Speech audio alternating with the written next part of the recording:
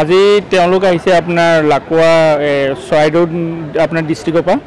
আজি ইয়াত মানে ধৰক এটা মানে যিটো কেম্প হৈছিল মানে অসম চৰকাৰে মানে যিটো এটা কেম্প পাতিছে মেগা কেম্প সেই মেগা কেম্পলৈ আজি মানে বহুতো মানে পেচেণ্ট হৈছে এৰাউণ্ড আপোনাৰ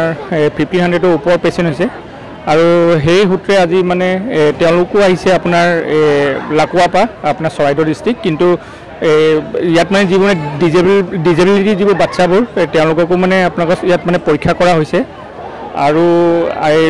যিবোৰ মানে ইয়াত মানে পোৱা গৈছে কিন্তু এই পেচেণ্টৰ মোৰ ওচৰত আহোঁতে ধৰক মই এতিয়া চালোঁ চাই মেলি তেখেতৰ এটা মানে যিটো ডিজেবিলিটি এটা প্ৰব্লেম পোৱা হৈছে মানে নিউৰ'মটৰ ইম্পেয়াৰমেণ্ট বুলি কয় সেইটো আমি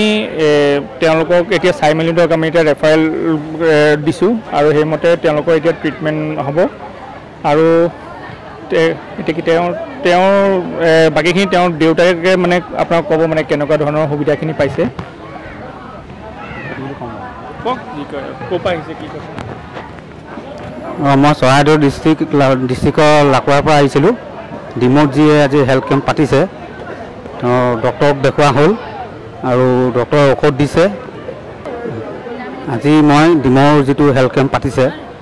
তাত আহি ডক্টৰক দেখুৱালোঁ দেখুৱাই মই বহুত ভাল পালোঁ আৰু মোৰ যিটো মানে ল'ৰাটো অসুস্থ আৰু বিনামূলীয়াকৈ মোক চৰকাৰে এইখিনি ৰেফাৰ দিছে তাৰ সৈতে মই চৰকাৰলৈ বহুত মানে ধন্যবাদ জ্ঞাপন কৰিছোঁ